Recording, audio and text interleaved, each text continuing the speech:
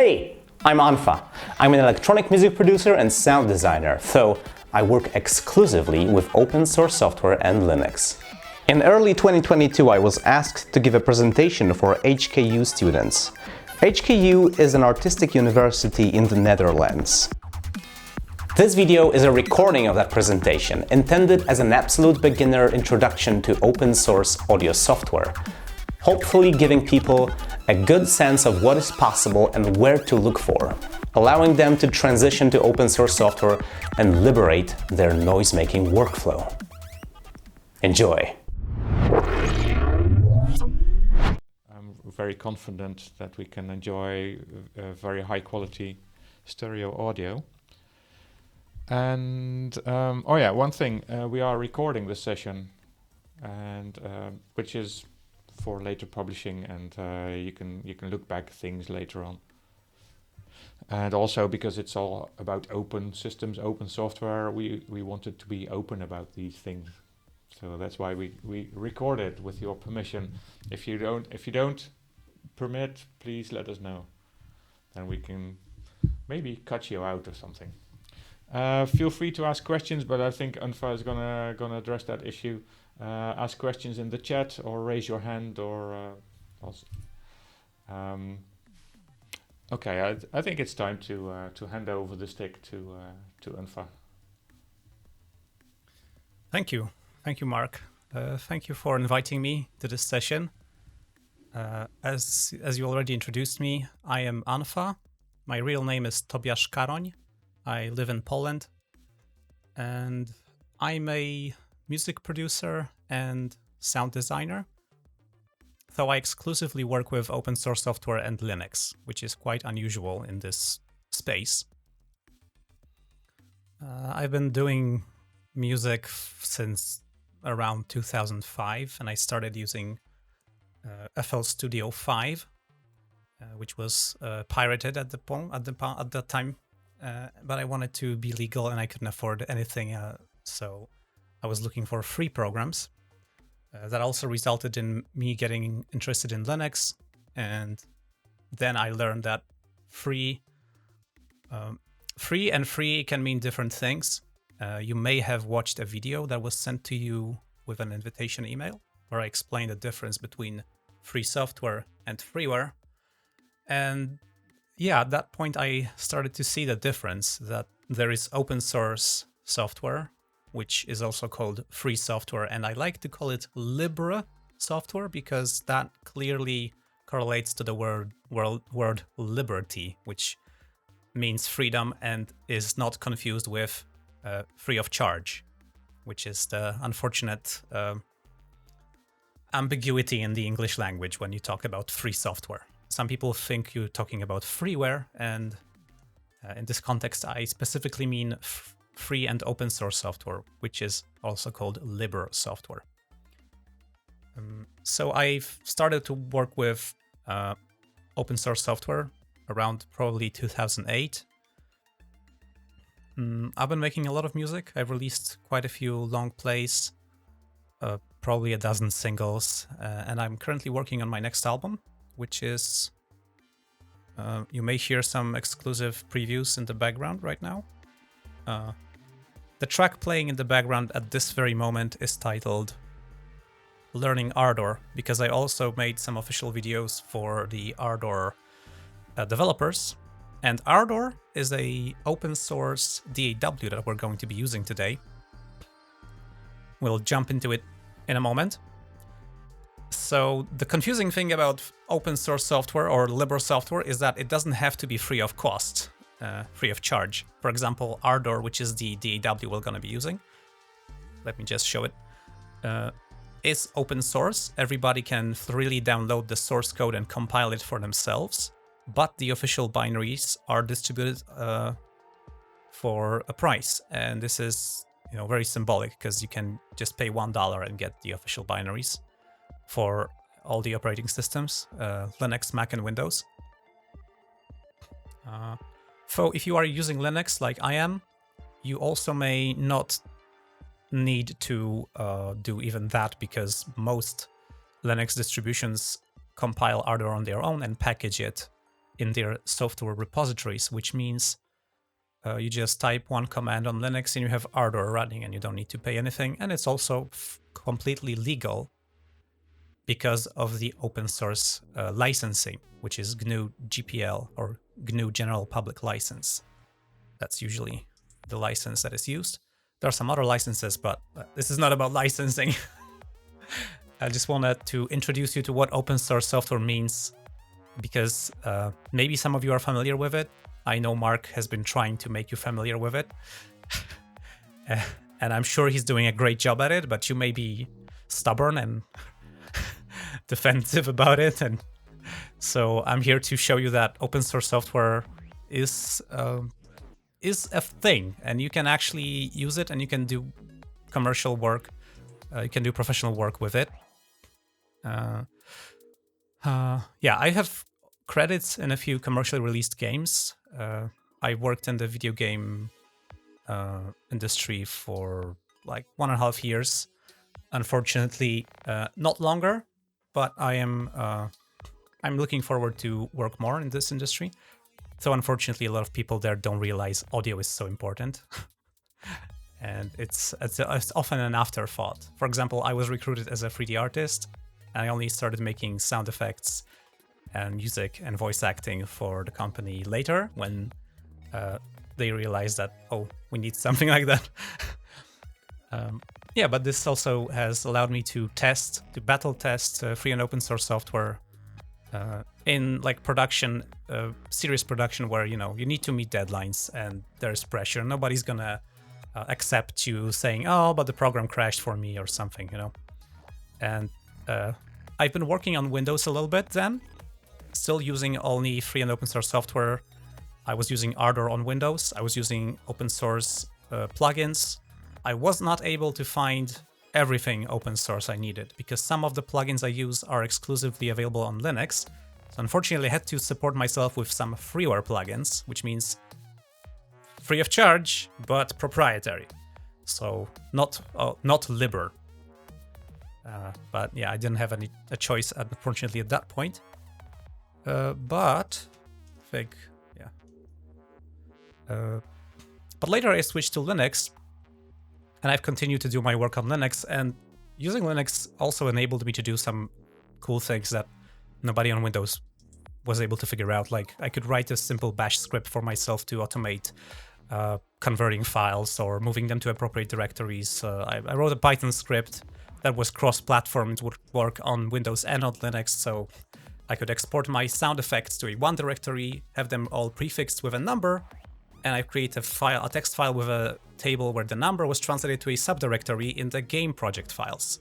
So that I exported my sound effects, run the script, and it would update the files in multiple subdirectories in the entire, you know, game Git repository. Because normally this is not something you can do with Ardour. You have one export directory, and if you want to automate exporting to multiple directories, then you need to do special stuff. Yeah, I was informed that some of you are familiar with game development, and you're also familiar with programming and making sound effects for games as well. Yeah, so I guess it's relevant to bring this up. I also have some video tutorials about sound design for games specifically. Some of the videos were inspired by my experiences while working for the company. So they're like drawing from exactly stuff I just had to come up with and do to get my work done. Yeah, I was singing in a rock band, actually in a couple of rock bands. I also played keyboard a little bit. I even played electronic drums once on a rock concert. It was funny. Yeah, I love playing drums, but I don't do it much, unfortunately. And I'm not great about it. I'm not great at it. I was also singing in a choir as a bass baritone, and that's where I met my wife. And then I got her to play bass guitar in the band I was singing in. So that was, you know, the band split up pretty quickly, but oh, she's my wife now. Yeah, I'm teaching my craft on YouTube. I am making videos. Usually I release like 1, 2, maybe 3 a month. And also I do live streams every month where I make music live, similarly to what we'll be doing today. And I also play submissions from viewers. So I encourage people in the open source music production community to submit their music that they made with open source software. And I sift through that. I play the tracks I really like. And everybody gets to be inspired by that and see what is possible. The submissions always include some information, always what software was used, so everyone can know, like, oh, this was made with this program, which is open source, and this was made with that program, and these plugins. Yeah, I see that the community is really like, they value this part of the live streams, and it's a good idea, I think, to foster the community and make everyone realize, hey, you can make really awesome stuff with this. So what started as a means of not feeling like a software pirate without having money turned into my decision to dedicate myself to work with open source software. Not because doesn't cost money, but because I love the philosophy and I love the people behind it. Because this is software that is made by people for people, and it's all just a product of a lot of people loving what they do, having issues and wanting to solve those issues, and then others benefit from that. And the thing similarly works with how I make videos, because my work is crowdfunded. People decide to submit and donate to my work every month, and this is how I can keep doing these videos and stuff. So as opposed to using products of a company and like hoping the company will fix something, you can just jump in on a chat or to GitHub and report a bug. And often I've been reporting bugs and had them fixed in like 2 days by developers. There's a lot of lovely people, and people are like half the whole entire thing. All right, I think I've covered everything in this slide.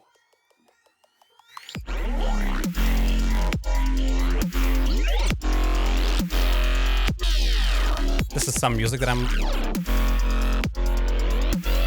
I've been making for the past 2 years, and I'm gonna release it in an album.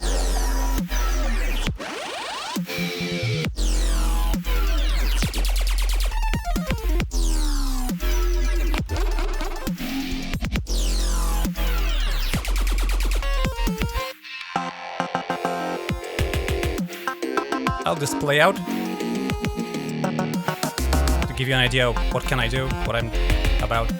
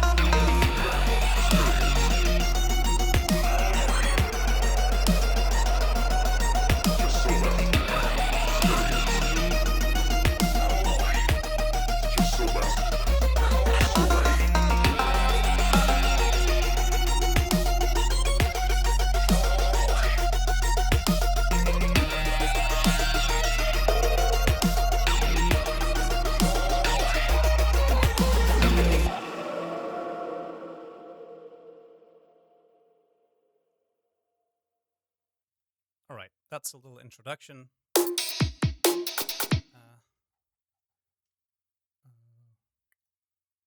Okay, let's make some music. I would like to take input from you. If you have any ideas, suggestions, anything. Your microphone is failing a bit, I think. Oh, sorry. Yeah, I forgot to turn it up. Mm-hmm. I turned it down to not play a solo over the track. On the last, I think last or one before the previous live stream, we've actually done a track where I sampled me blowing my nose because I have nose issues. So we actually made a track out of that and I published it. It's pretty silly. Can look it up later. All right, so this is Ardour. It's a DAW that works on Linux, Mac, and Windows. It's open source. You can compile it for yourself, or you can buy the official binaries for $1 or subscribe for $1 per month, which is what I do, or more. And I've prepared a little synthetic drum kit. So I want to show you some instruments. I want to give you a taste of what tools are available if you are into electronic music. If you want to synthesize sounds, I'm a big synthesizer freak. I love virtual synthesizers, and nearly all the sounds you've heard were synthesized. I love synthesizing my drums and rarely used samples. But I know a lot of people want to use samples. Most people want to use samples, so I also will show you a little bit of that. So first, let's see at synthesized drums. I made this little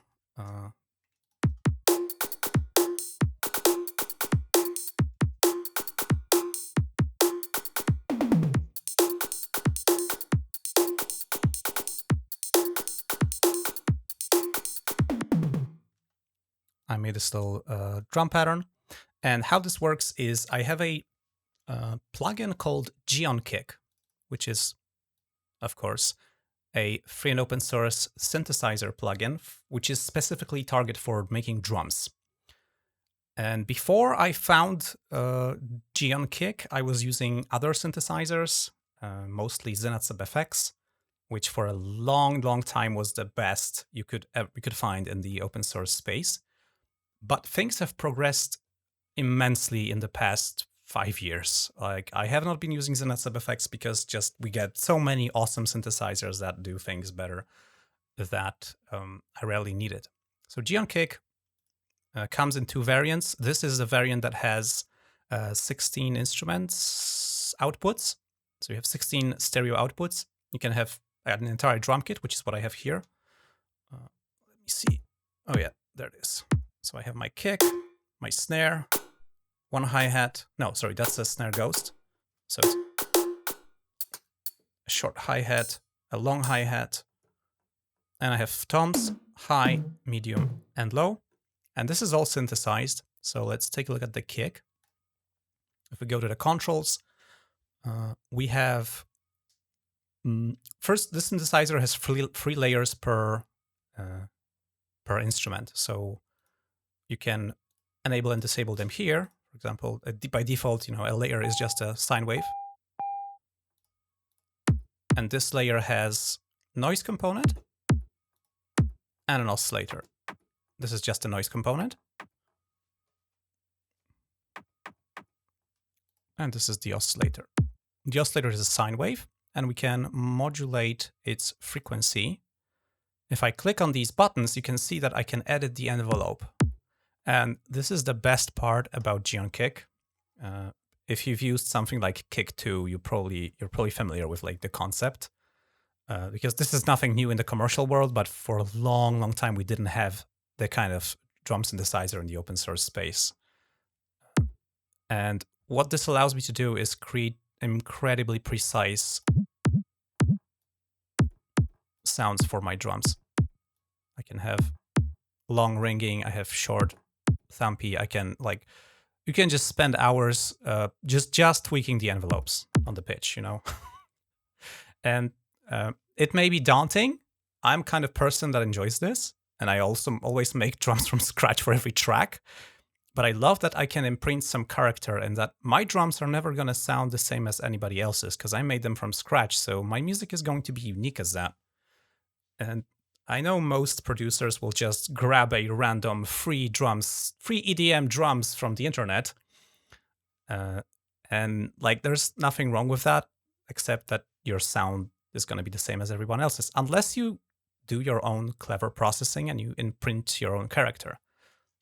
Also, I forgot to enable screen display. So now we have, you can see in the bottom, you can see what I'm clicking with my mouse. You can see what I'm typing on my keyboard. And also if I'm holding any modifier keys. Yeah.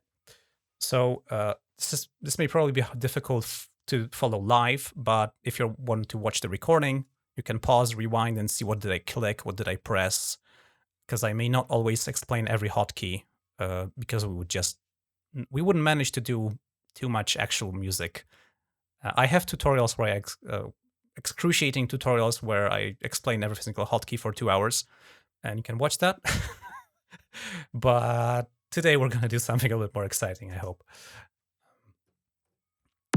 Okay, so we have our kick. There is a running joke in my community that every single live stream starts with me making a kick drum from scratch. So that's why I made this one beforehand, so you don't have to witness that. Of course, I have probably 5 videos where I make a kick drum from scratch using different synthesizers. This is my snare, and I don't know if you're familiar with electronic dance music like drum and bass, etc. Drum and bass is a huge influence, and I even have an album called Drum and Bass Payload, which it's 20-something tracks of various forms of drum and bass. So I was never good at making actually boring music, so I always overcomplicate it and make things not that much good for party most. Anyway, this was the inspiration for this kit, because initially I was working with this track in the tempo of 173 BPM, but it was very frantic, and I decided to slow it down to 135. So how does the snare work? Yep, the snare. We have 2 layers in the snare drum. If I disable the second layer, or just the second layer. Now, there is some stuff that is going on afterwards, because the drums, here is the Geonkick instrument, it's outputting 32 audio channels. So 16 pairs. And this gets split into 16 audio tracks where I can apply individual processing and just mix this like a drum kit, because it's a drum kit. And that's what I do. And after that, I send all of these tracks to a common submix bus. I'm calling all my submixes with capital letters just to make it clear that this is a submix. Maybe I should call this without capital letters, so it's just, buses have different color. Buses are like dark blue, tracks are dark green. So this is a reverb send, for example, my snare.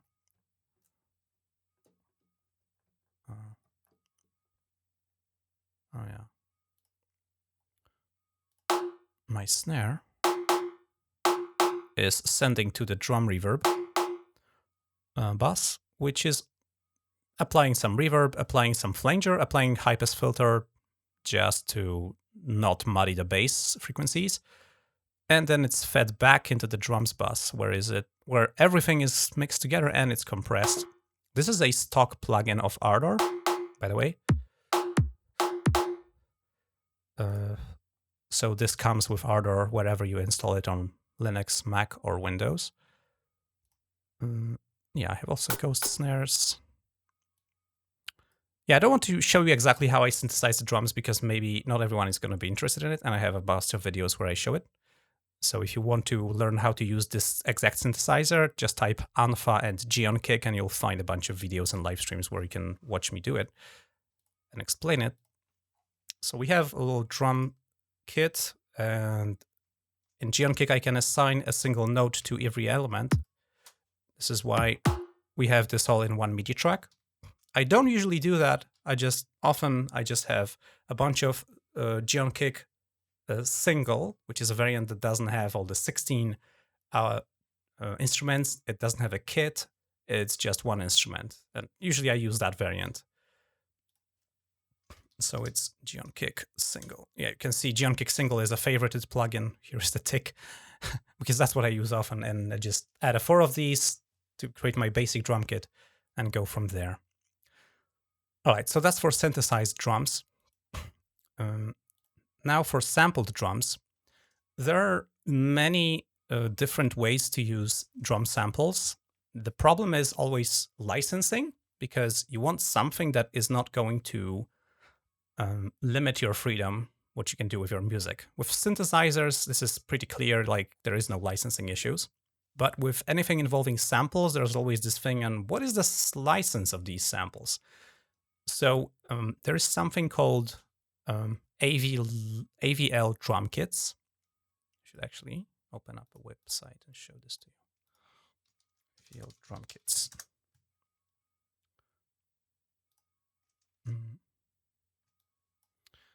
Yeah, there's a plugin, a bunch of plugins. Actually, there are 2. There's a drum kit called Black Pearl and a drum kit called Red Zeppelin. And these are plugins that pack a free,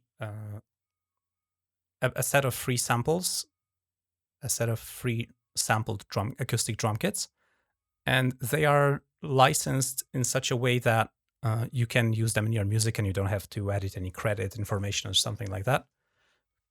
I'm talking about this because there was a debacle I made a video about this, where there is a popular collection of orchestral instruments, sampled instruments, that claimed that it's free to use without attribution, without crediting the authors. But the listed licenses for the source samples stated otherwise. So it's like, did they license the samples under a license they don't understand, or did the author of the collection not understand the licensing? I don't know. The author claims that the authors agreed for him to make this collection, and it's okay for people to use that without attribution. I'm not okay with it. So yeah, because there are, of course, except of drum sample libraries, there's also orchestral sample libraries. There's a project called FreePats,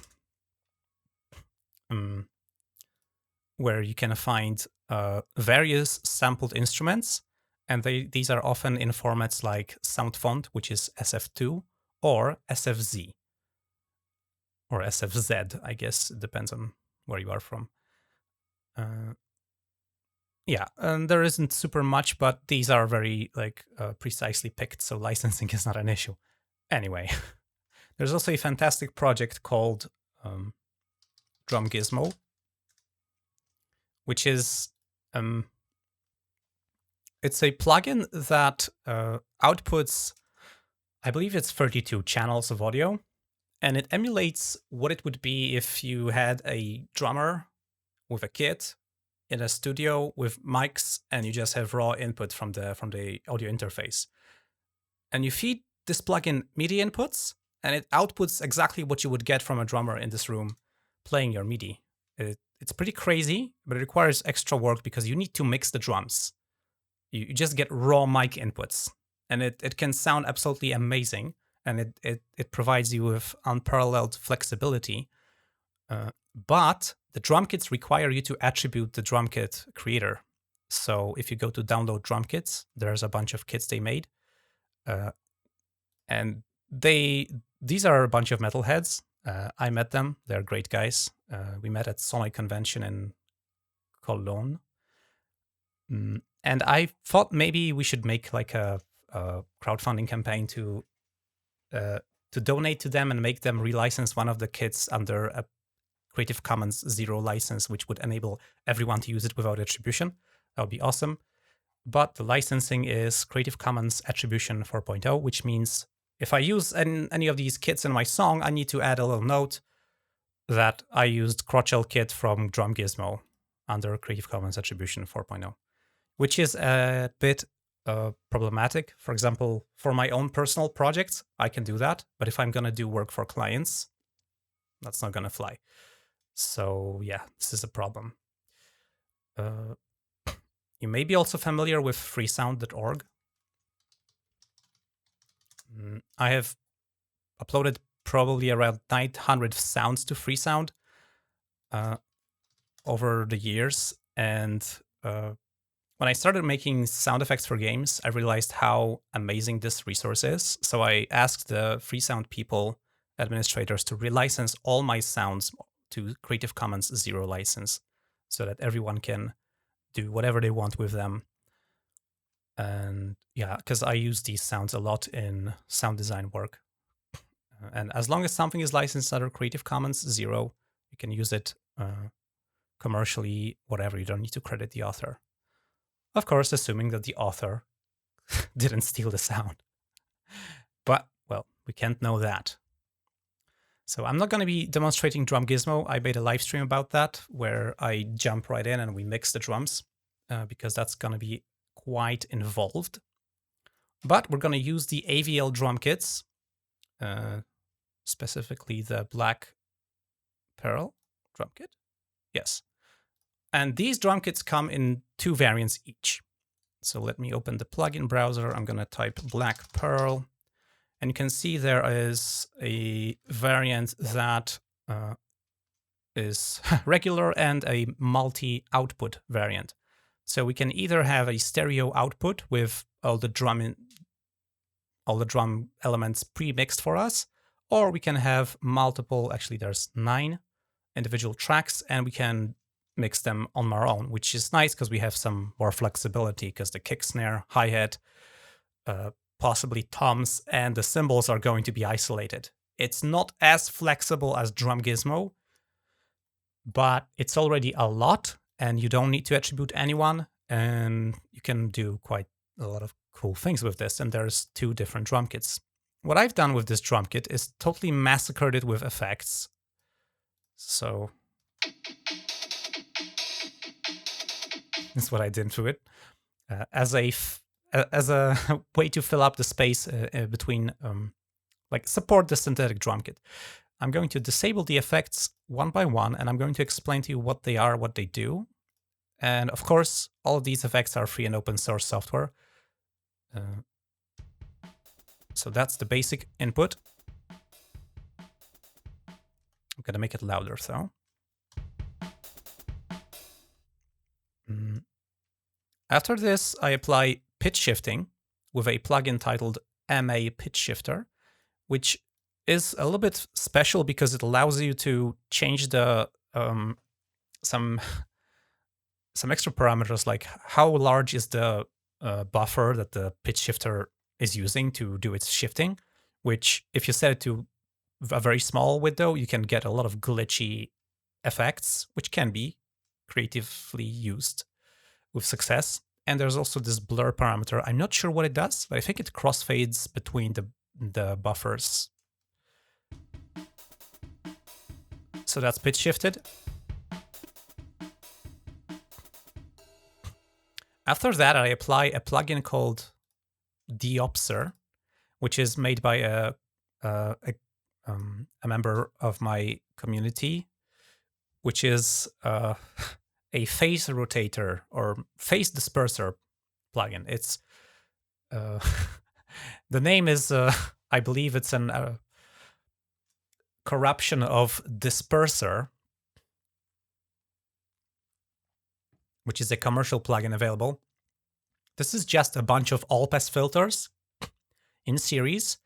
So if I make this to 0, that means no all-pass filtering. Sounds normal.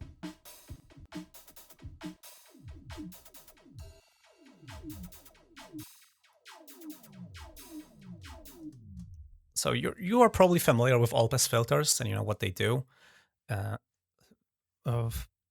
When you push all-pass filters to extreme, you can create very interesting effects. This also does weird things to vocals, because every click becomes a pew. And it can also add a lot of punch to drums, recorded drums, because it creates a pitch envelope where there was none, which is very interesting. But here I used more for just making the sound a bit different. Afterwards, I apply multiband compression. This is one of the simpler multiband compressor plugins. It's called ZA Multicomp X2, which means it's stereo. This is from a set of plugins called ZAM plugins by Damien Zammit. And this plugin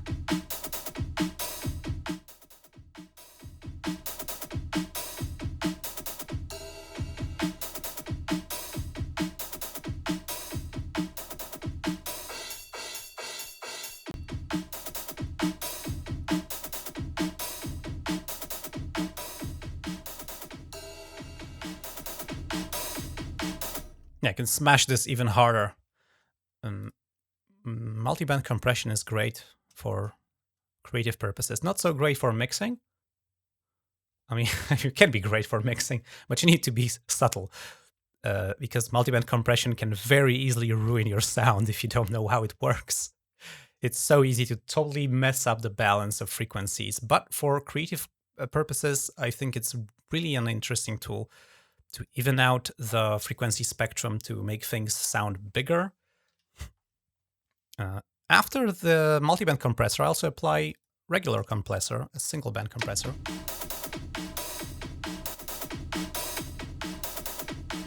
To smash it even more. Then I apply a guitar amplifier emulation. This plugin is called Swanky Amp, and it has a nice amplifier and cabinet simulation in it. Without the cabinet, it sounds like this. And that's because I've turned up presence to max and bass to nothing. Of course, we can change that.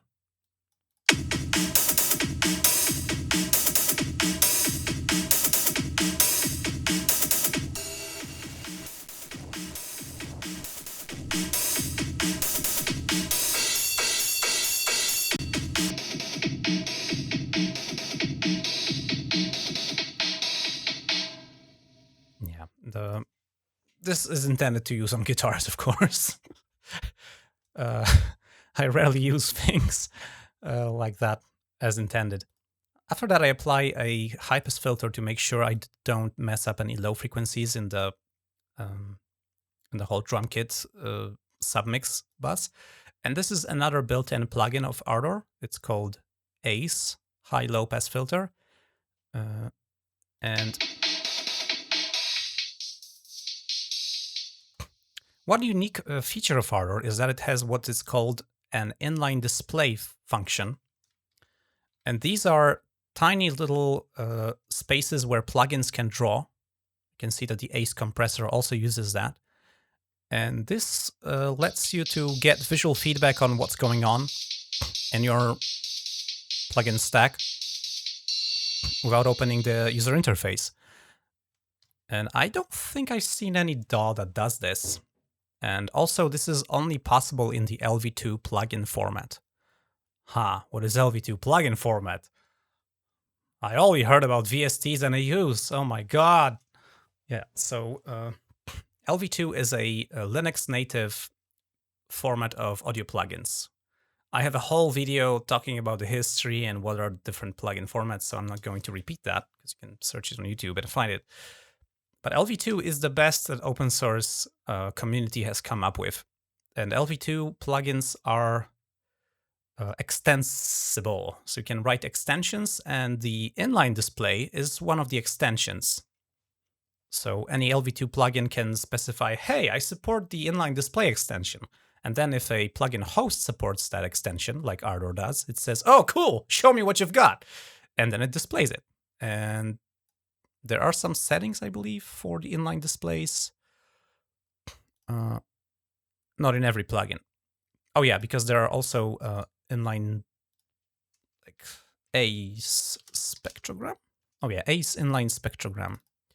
For example, this is a plugin that strictly exists just to provide you with an inline display. And you can choose the height of this inline display. Oh, it doesn't update.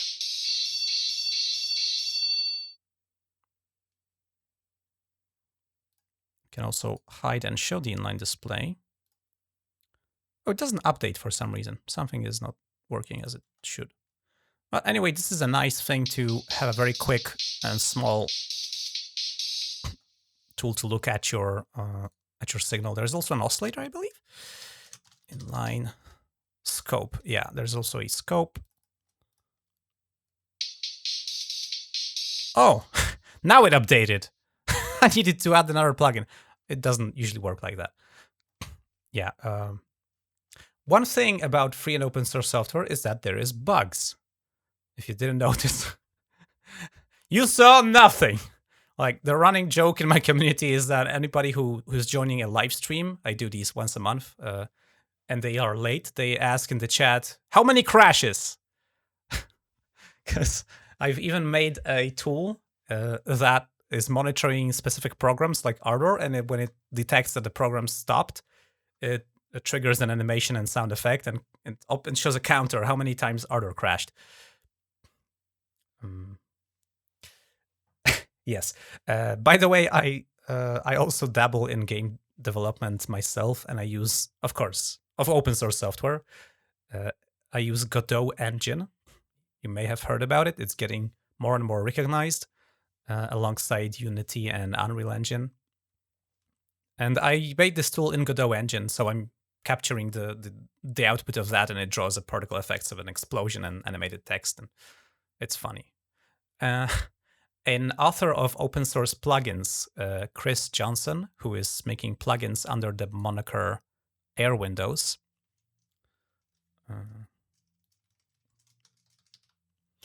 Air Windows is he's got a cult following among the audio people because he is able to make some insanely accurate and good sounding analog emulations. He's made a few plugins that emulate tape saturation. The most used ones are 2Tape5 and 2Tape6. He's also made some plugins that do console, like they simulate analog summing. So you can insert a plugin that, we can actually do that because I can hear the difference.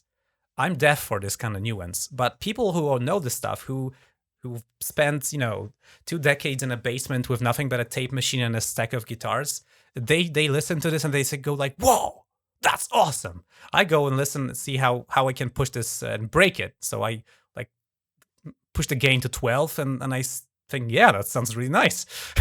I like it. I have no idea if it sounds like an accurate tape distortion. I don't care. It just makes my drums sound really cool. One of the best, most useful plugins he's made is called dBass. I actually am in the process of making a video about it. I've already recorded all the footage. I just need to edit it. dBass is a de-esser, which separates sibilants extremely cleanly. And I can actually demonstrate this to you with the audio setup that is actually right now processing my voice as I'm doing this presentation to you. But this is how my audio processing graph looks like. This is Ardour. This is all the tracks of Ardour, all the MIDI inputs, outputs, etc. This is my audio interface right now. It's a PreSonus Studio 24C. I've been testing a bunch of these. I've made a video about Scarlett Focusrite 2i2 for Gen, and this is another one I'm testing, and there's also going to be Steinberg UR22C. I test them on Linux, and I show what works, what doesn't work. Basically, they just work when you plug them in, but there's some quirks sometimes. So also made this little thing. So you thought this was complex. Nah. Let's open this Carla rack or patch bay plugin, which inside has this. And this is the audio processing of my voice and also the DAW audio that you're hearing. I also have MIDI controls so that if I feel rowdy and I want to say something bad, I can go, "What the fuck?" And no one can do anything. I just can bleep myself. It didn't work this time, sorry. It didn't? No. Oh, beautiful. It didn't trigger. Hello? Try again. Trigger. Try again. Okay. Oh, that's the perfect fail. Okay, let's try. Does the reverb work? Don't think so. Oh, I think I know what I done. I have probably What you yeah, should have done. I forgot to connect my audio interface to the control port, which means this whole setup didn't receive events from my keyboard. So I have some, yeah, okay, there it is. So these are the MIDI inputs available in my system. There is the audio interface, which has like standard DIN connectors. I don't use them, so I have a USB keyboard. And now I should be able to change the sound. Ah, shit. Did it work this time? Yeah, Okay. perfect. Yeah. Nice. That must be embarrassing. It was embarrassing that didn't work the first time. Okay, I'm gonna show you how it works if you're interested.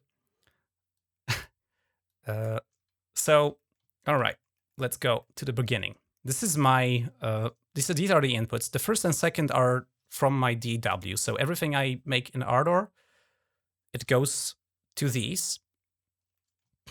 And I've also made myself, here's an amplifier plugin just as a bypass, because I can add some plugins that display a spectrogram and then use that to overlay on my screen. That's not used now. The third and fourth are microphone inputs. I was using two.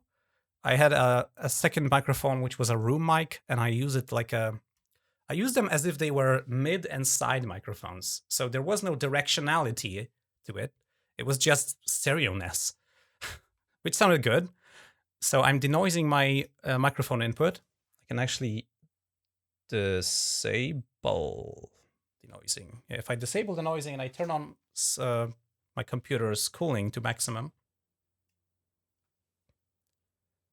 you can probably hear the noise now. I'm gonna turn up my mic so you can hear it better. Let me now turn up denoising. And now there should be less noise. I'm normally monitoring this when I set it up. Oh, sorry, I didn't turn down the gain. But I also have a compressor and limiter, so that's no biggie. I have auto-tune effect, so I can sing, which is controlled by MIDI. I have an EQ, which cuts off some lows, a little bit of boxiness, about 300 hertz, boosts some highs. I have a gate, which I can also control with my MIDI controller. So it's like I cut off the noise with denoising a little bit, and then I remove the rest with the gate. And I can adjust that if I need. This is LSP Gate Stereo.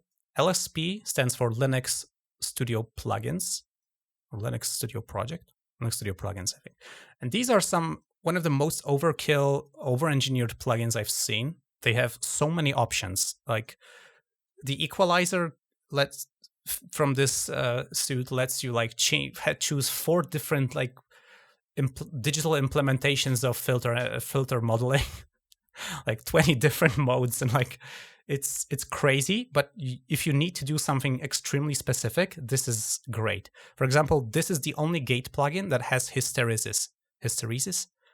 So I can make a different threshold for turning this gate on and turning it off, so that it doesn't just jump on and off when it's on the edge, which is awesome.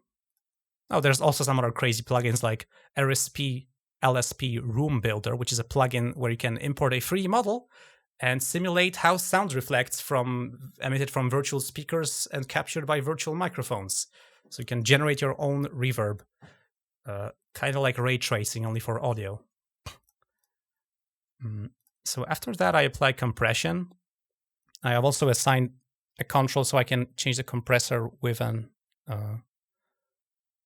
my own my keyboard, and that's just so I have a lot of headroom, because I do have a lot of headroom. But this is so I can get loud and nobody suffers, and there is no clipping. Hopefully. After compression, I use dBass, the plugin which started this whole analysis, which is fantastic because it can separate S's very, very clearly. Right now it's removing S's. If I bypass this plugin, Special Sound Synthesizer. Now it's on. Special Sound Synthesizer. If isolate S's, sound synthesizer. Yeah, I'm making a video about this, so if you want to see that video, you can subscribe to my YouTube channel, I guess. Yeah, lots of stuff. I am then mixing the first microphone as a mid and the other as a side signal, so that from left to right I convert it in side, mid, side, and there's some other stuff like gain. And there's reverb. This is gain that this is pretty much just a send, so I can send my signal to reverb. Here's the reverb, then it gets mixed back into a limiter, which is my favorite limiter, X42 DPL. It's of course an open source limiter, and it's really the best. It's so clean, it's so easy, it just does the job perfectly. I made a video about it some time ago. And here is the shit button. So I have an analog oscillator. This is a plugin that generates a 1 kilohertz sine wave with a little bit of instability. So it's a little bit like, it has some little jittery to it. And then I use a sidechain gate. The sidechain gate is using my voice as input. And yeah, basically it means that when the oscillator, yeah, how was it working? See, I forgot how that's working. Ah, yeah, I know. Okay, so I'm changing the amplifier of the, yeah, so now I'm sending my voice. I'm sending my voice to a surge filter, which is another plugin by LSP. And it's a plugin that can turn on and off based on the signal. It's not a gate. It's something different than a gate. And it does some interesting stuff. So I'm using it to kind of like make it more stable, so that when it turns on, it stays on for a while, and then it turn off immediately. Then, when I'm speaking, my voice is keying the oscillator, and when it peaks above something, and I use some filtering to specifically trigger it only on vowels. So I can say shit, and it will only cut off it's not going to cut off the first, because a lot of swear words start with a sibilant sound. And this makes it so I can press the key and hold it throughout the whole word, and it's only going to eliminate vowels, which sounds much better than everything. What's then? Yeah, I have a little gate just to cut things off. And then I have the actual oscillator. When it's on, it will cut off my voice so that we only have the beep. And we don't have beep and my speech mixed. There's also a sidechain compressor that ducks my DAW output when I speak, so that when I play some sounds for you and I say things, there's a sidechain compressor that turns it down. I can also control the threshold with my keyboard. I can make it extreme or subtle. Also, that was in my right ear. Oh yeah, I think I did something to change that. All right, let's maybe go back to music making. By the way, this whole program is called Carla. It's a nonlinear plugin host. which means you can, of course, load your plugins and route them between. This is my go-to for live audio processing because I can very easily assign MIDI CCs to different things, and I can make a reliable setup that I can control with a MIDI controller and have this work every time. So this is what is part of my live streaming setup every time, and also recording. All right, let's go back maybe to this drum kit. That was a tangent. Ah, yes, the high pass filter. After the high pass filter, there's a little gate. This is a very old plugin, which isn't LV2, it's LV1, which is a predecessor to the format. No longer used, also called LADSPA, or Linux Audio Developers Simple Plugin API. The API might be simple, but the name isn't. And this is still one of the best gates I have because it's so simple and it does the job. That's just to cut off the tails, like the ringing of the snare. Especially, this is especially apparent when I have all this compression and distortion. So it cuts it short. And yeah, I also had some stereo width changes. Yeah. So this is a plugin called Calf Stereo Tools. Calf is another open source plugin suite only on Linux. It has a bunch of useful plugins. Some of them are kind of weird and have their own sound, which not everyone may like. Like the multiband compressor from theirs is a bit weird. But the stereo tools is a very useful thing that can convert a left-right signal to a mid-side signal, flip the channels, do all kinds of weird stuff, increase the width or reverse channels.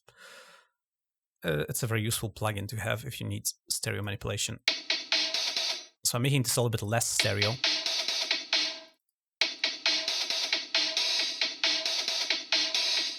I can make it fully mono. But let's not do that. All right. So these are sampled drums. We have synthetic drums. Together, they sound like this.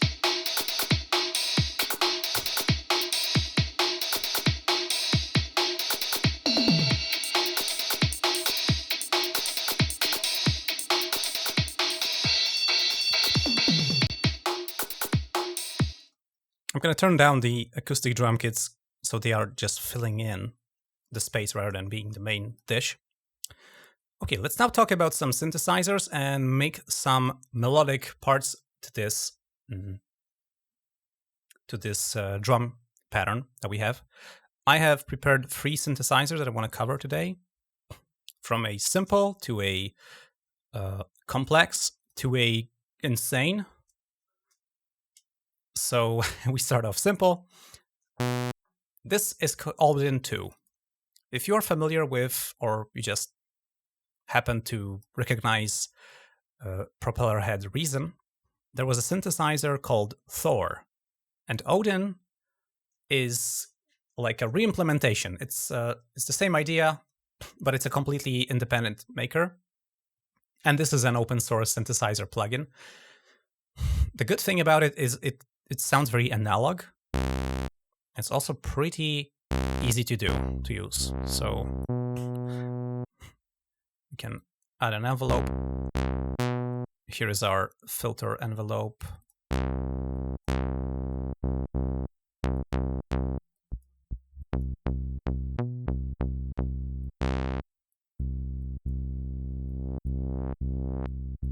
Maybe we can make a plug.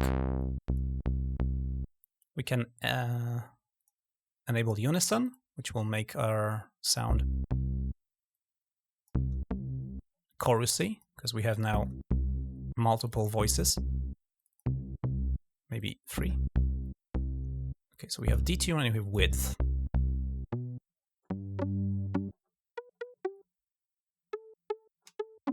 Maybe we'll use this as a lead. Can also make this filter follow the keyboard. so that if I play high notes, the filter's relative cutoff frequency is relative to the pitch of the note and not just static. Because if I disable that, well, the high notes are being cut off. The filter also has saturation, which is very nice. I think I'm a bit quiet. Yeah, okay. This is the low-pass filter. There's a bunch of other filters. We have different low-pass filters. We have a bandpass, high-pass. There's also specific emulations of some, like ladder. I believe that's a Moog filter, some emulation.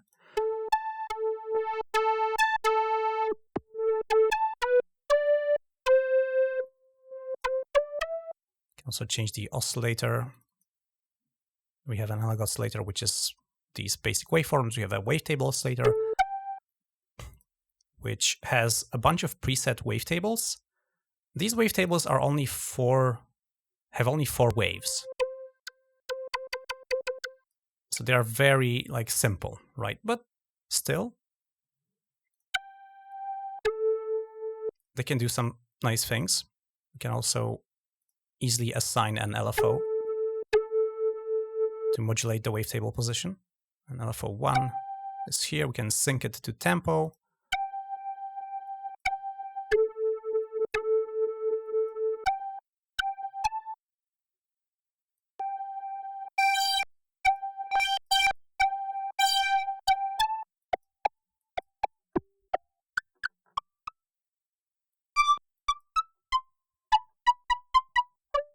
There is a modulation matrix where we can take various things. One of the cool features is that there is audio rate modulation. So we can use outputs of a filter or oscillator to modulate a different parameter.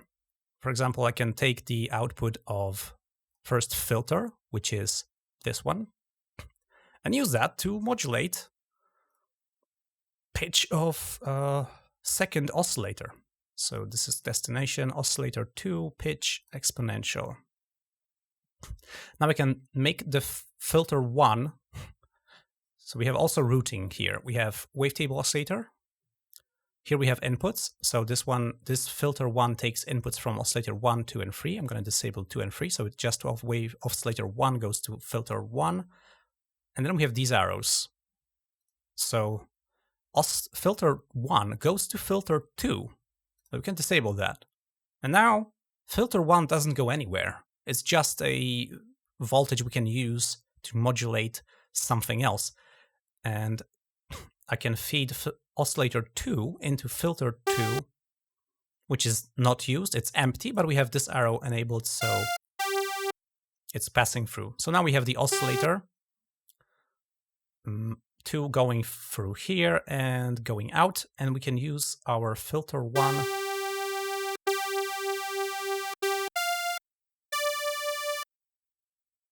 to modulate the pitch.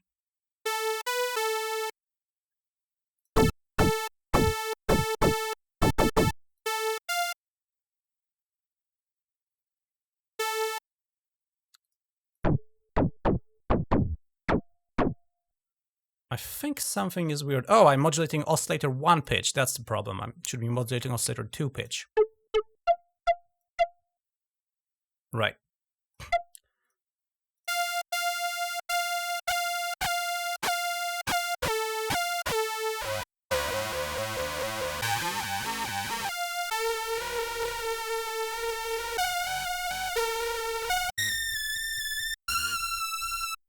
And this is horrible shrieking noise, but it's also really cool.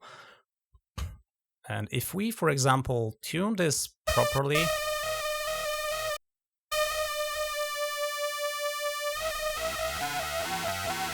or we maybe try and use pitch linear.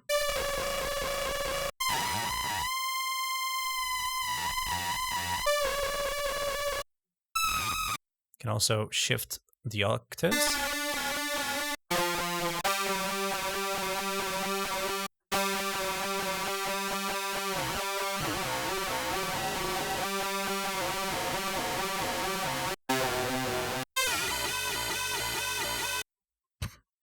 some really awesome shrieking noise. Let's see what we can do with that. I'm going to create a new media region. I think I'm going to turn it down a little bit because it's quite loud.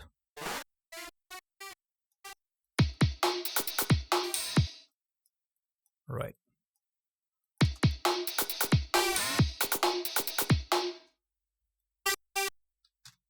What about doing it octave up?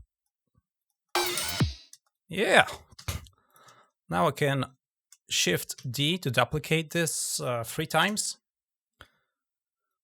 And there you go.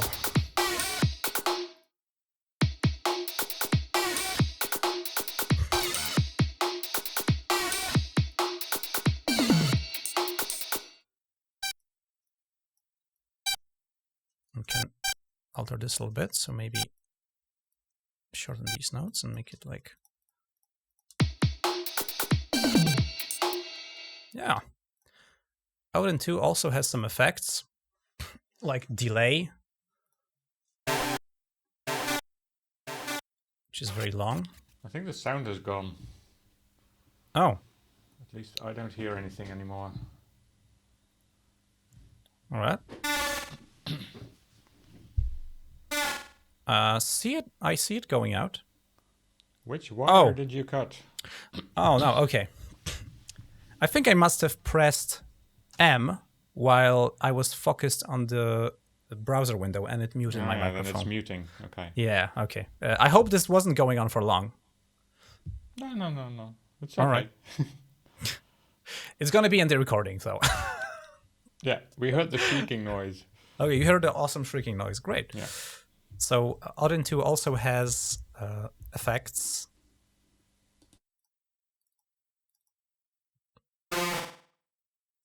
It has delay. You can sync it to musical time.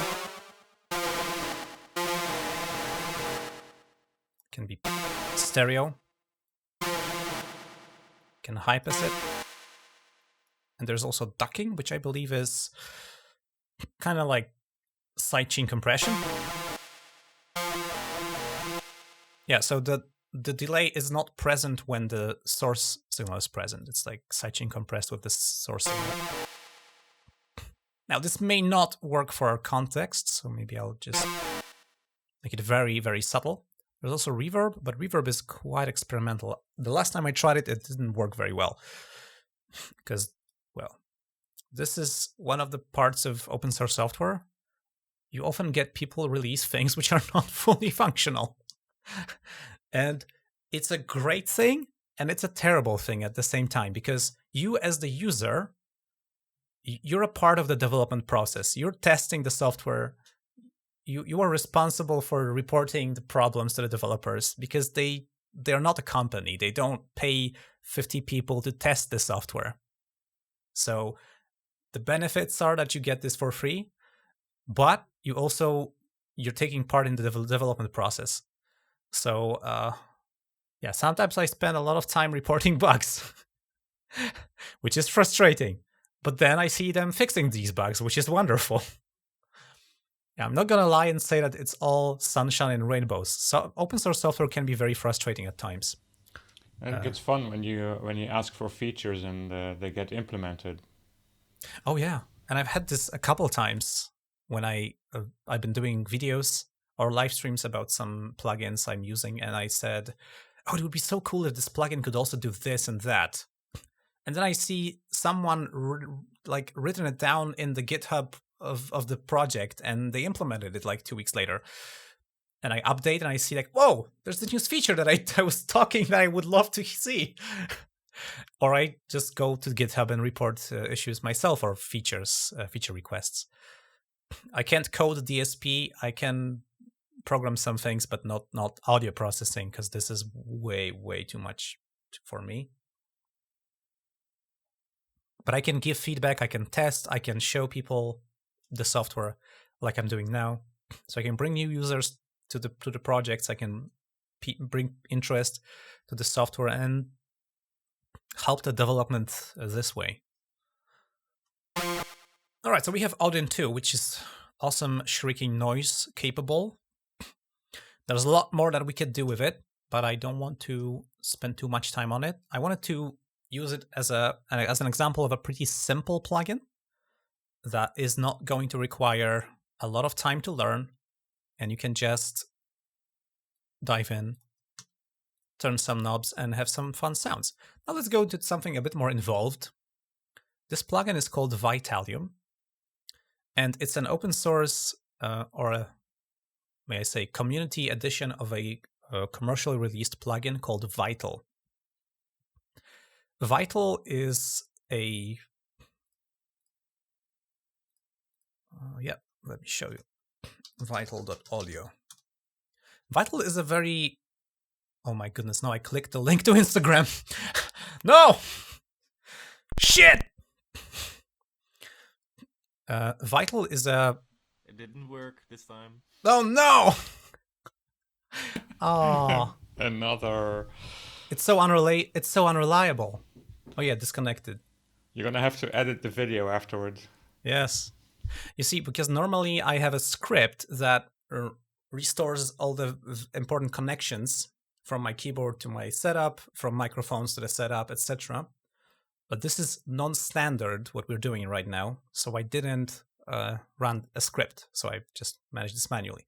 Maybe I should have run the script. Well, anyway, Vital is a... have you heard about Serum?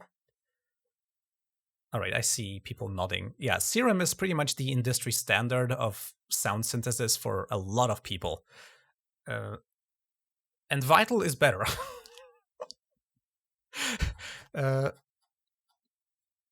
Vital is incredibly visual. It's very well animated, and it gives great visual feedback. And it was created by Matt Teitel, who has created a synthesizer called Helm before. And Helm was already very popular, and people are still using it. But I prefer Vital because Vital is everything that Helm was, better by 1,000% or even more. So this is Vitalium, which is an open source version of that, because Matt Teitel has his proprietary release and his proprietary product, which is using his online services, because people have accounts, can log in, can buy preset packs and other things, skins. But he's also released the source code so that anyone can compile the community version, which was renamed to Vitalium to avoid confusion. And also, it just so happens that I contacted Matt Teitel when he written on his blog that he's working on a new synthesizer, and I emailed him and I said, "Hey, what's this new synthesizer you're working on? Can you show it to me?" And he showed me an early version of it, and I've been helping him with the development. I've been testing it, and I also was doing some designs for a possible logo for him, and this is one of the designs I proposed, which wasn't used for Vital, but later found use as a logo for Vitalium. So this is pretty much the same synthesizer. It has all the same features except for one, and it's that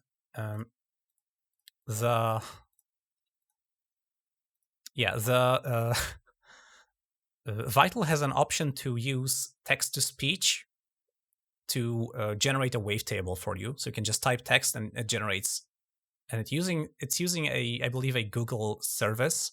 So this costs money, and we could implement some other open source speech synthesizers to be used for that, but nobody bothered yet.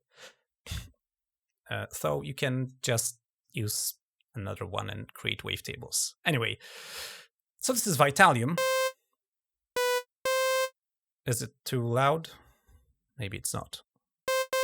Okay. The fantastic thing about the synthesizer is you can edit your own wavetables. And you can do things like just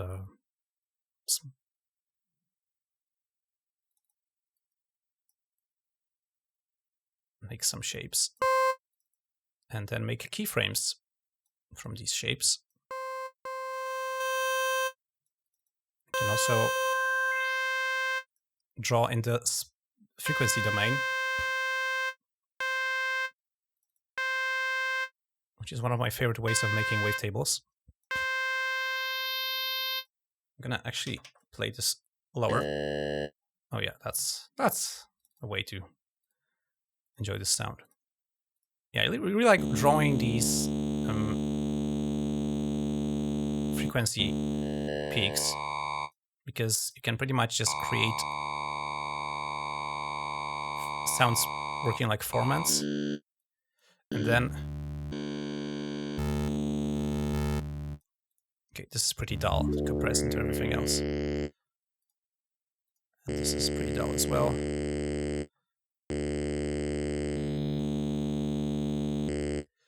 That's the basic things, but you can also add modifiers like a wave folder. You can also animate this, so you can like change the parameters of that. Okay, let me add an LFO to this. So I'm gonna click and drag here. Maybe let's make it slower.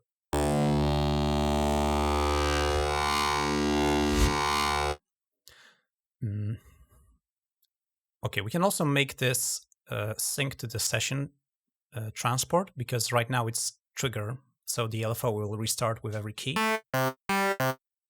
If we set it to sync, it's going to keep going.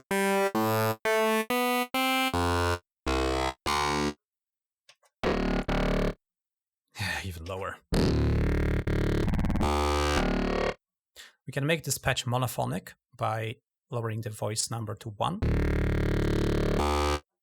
can enable glide, which is often known as portamento. It's a bit short, maybe I can make it lower. No, that's too much. There's also a slope function, so we can make the glide like not be ramping linearly, but ramping in a different time scale with a different interpolation function. Maybe let's say that.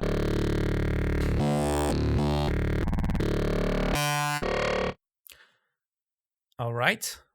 We also have distortion effects, which are like, these are working on the waveform level, so time domain. I like bend. You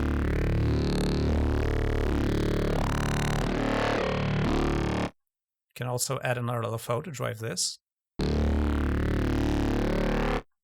Let's make it sync. So you see we have 2 LFOs, 1 and 2, driving this oscillator. But wait, there's more!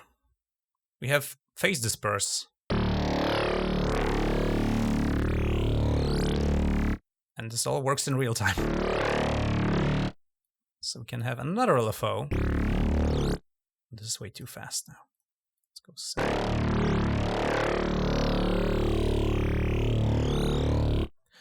But why do we have to use such boring LFO patterns? Let's do something else. I can paint steps.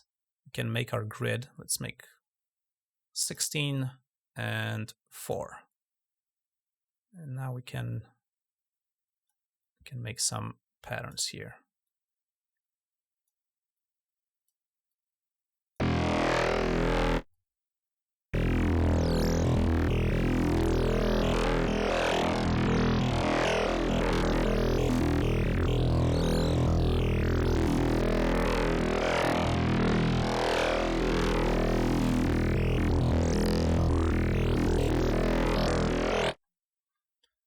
Okay, but we didn't use any filters yet. Let's enable the filter one.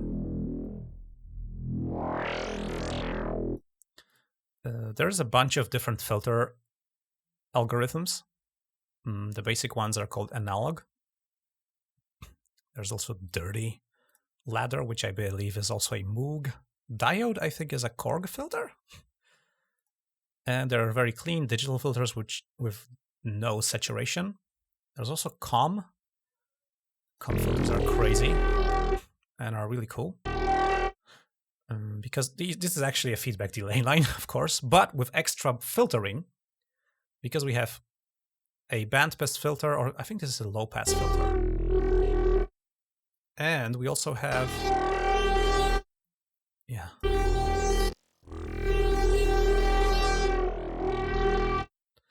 We can enable key tracking. I think we should move the cut. Okay, so it's 42 semitones. Now if we right click, enter a value, and let's go with, I don't know, 84.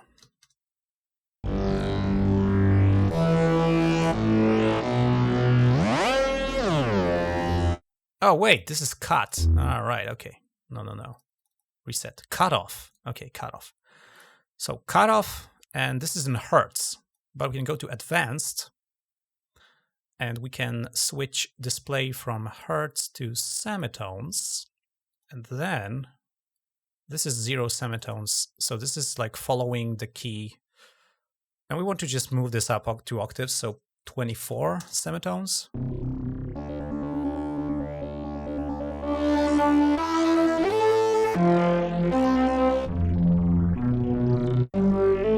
So now our comp filter is tuned to what we're playing.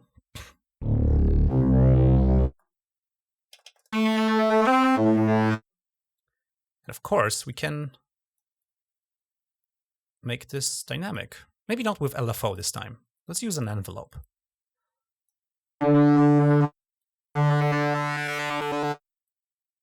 Can have this filter. Gonna remove the attack from the amplitude filter. Amplitude envelope. The first one is always the global amplitude envelope. I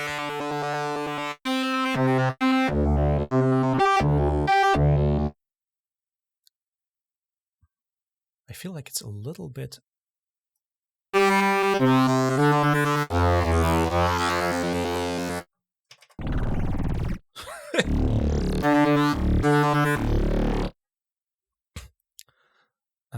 What is it, Mark? Are you aware of the time? Yeah, we have like 40 minutes. Until, yeah, okay. Like half an hour. Yeah, almost. Officially. Officially, well, we started like 10 minutes. That's right. So yeah, that's right. 36 minutes, I guess. 36 minutes. Yeah. Cool. Okay. So, yeah, we can also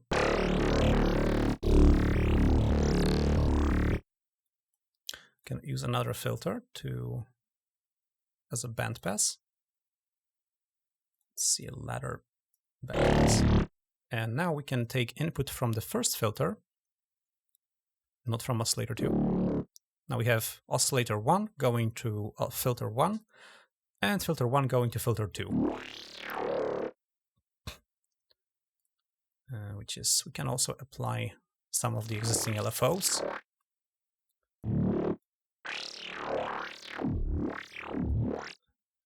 And what we can do more is we can go to matrix, and here we have all the modulations we've assigned.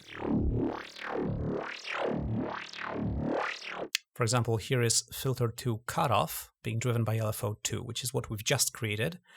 And with this selected, and we can also disable these temporarily. With these selected, we can edit the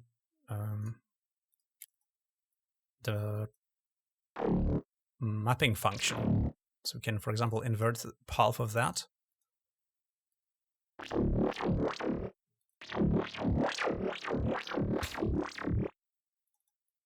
Or do some other crazy things. And it's the same function, but now it's pushed for this. It's the same LFO shape, but it's now pushed for this function only for this modulation destination. So we can have a. This is also very powerful because you have these macro controls, which means we can.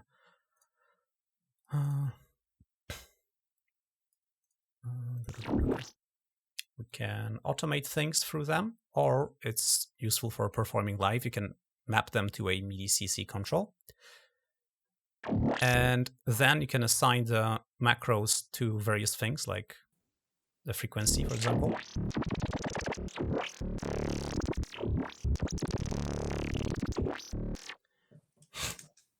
And you can assign it to different stuff and multiple things, and then have these mapping functions, and you can like program almost like presets with using different values at different points in time, and also have pretty complex sequences going on with just a simple single knob. So for live performances, this is very powerful.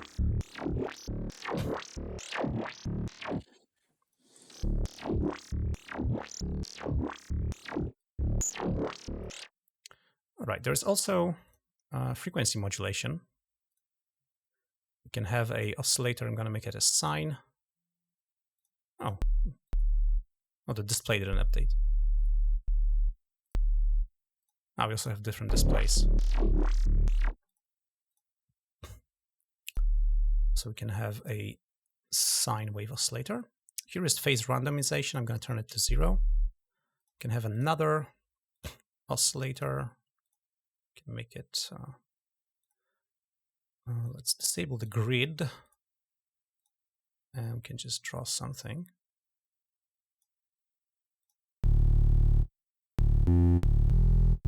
This could be our sub oscillator. And now we can use FM from oscillator 2. We can use oscillator 2 as a frequency modulation source for oscillator 3. Now, if I turn down level of oscillator 2, it's not going to be audible. It's just going to be an FM operator for oscillator 3. So now if I change the octaves,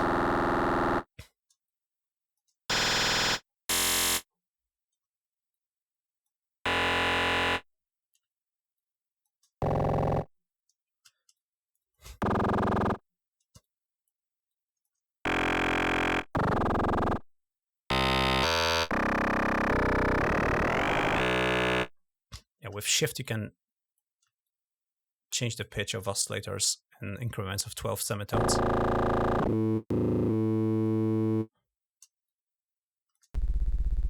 That's very low. You can have an envelope.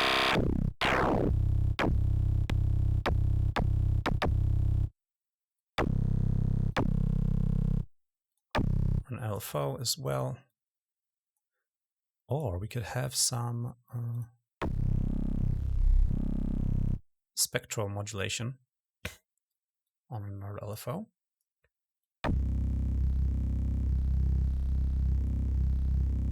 Let's make it sync.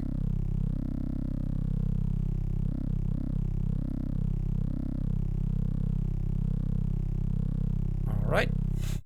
And I want this oscillator 3 to be sent directly to output. So no filters, no effects, because there are effects.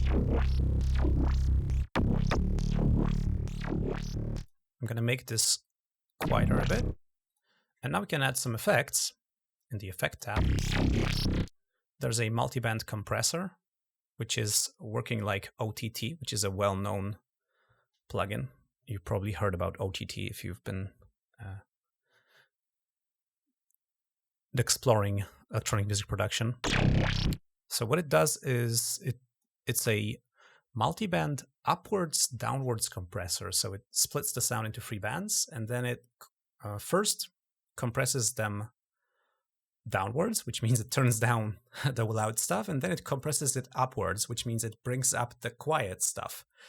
And there's a very nice visual way of editing these ratios and thresholds. These are thresholds, and these are ratios.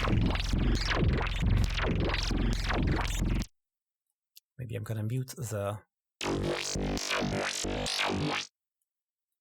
sub oscillator, which I created. So this is the bass. I can force the bass to be equal loudness all the time.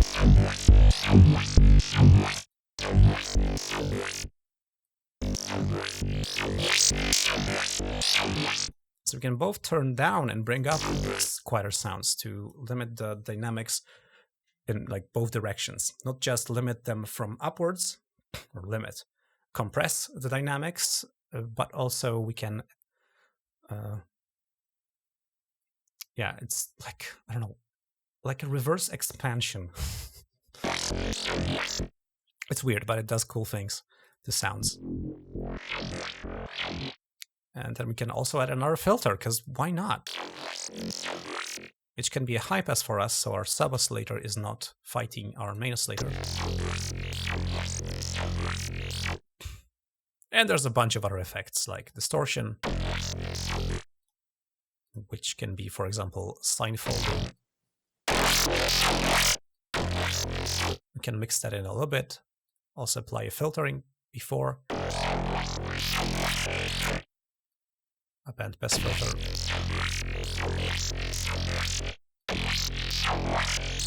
Maybe let's apply it after. Yeah, we can also make this. And a bunch of more stuff. Alrighty. By default, Vitalium is also 2 times oversampled. I believe it only just works for... I guess it's doing this for oscillators, filters, and distortion, and everything that can produce overtones. We could turn it up if we want. If we notice some aliasing and distortion, we want to get rid of it to get a cleaner, more analog sound, I guess. And you know what? I didn't even cover random modulation sources and stereo modulation. Like, we can make a stereo offset.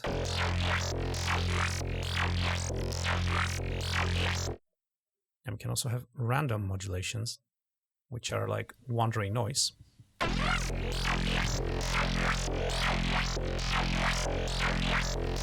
Which can be, for example, sample and hold.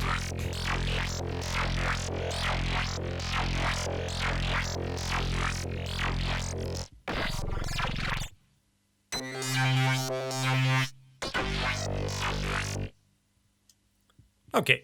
Shall we see if there are some requests or questions from the audience?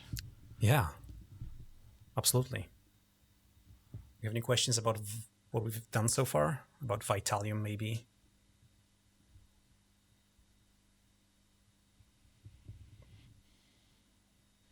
Well, not a real question, but just let me enable my microphone at this side for a second, then I can hear myself using my headphones.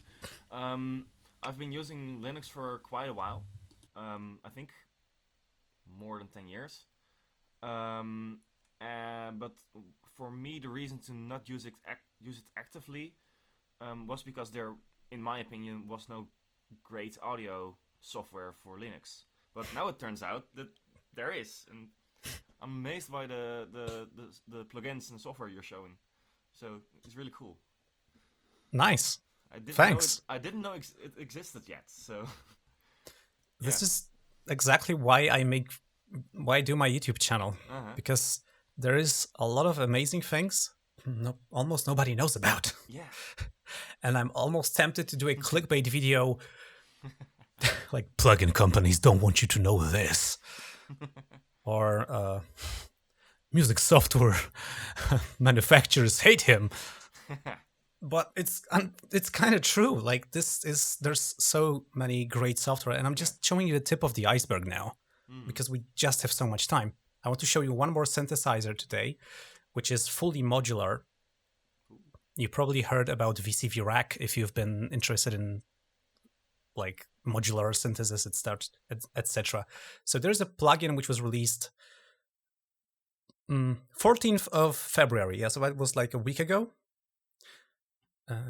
And it's well, we'll get to it in a while. It's a fully modular environment inside of a plugin where we have basically Eurorack emulation, and we have dozens of various modules, and it's self-contained. So there is no logins, installing, downloading, and all the modules are open source. I made a track to demo the whole thing, and I made a video about this synthesizer last week. And I wanted to show it off as well because I did not get into modular synthesizers before. really, because I wanted to have my sessions always be encapsulated in a DAW program, in a DAW project. I want to be able to just open a single project and have everything working. I don't want to have 5 different programs where I need to load them individually, connect things between them to just be able to continue working on a song. That's why I did not touch modular synthesizers too much. I still did touch them a bit. But now, since we have this plugin and we have it for literally, we just had it for 1 week.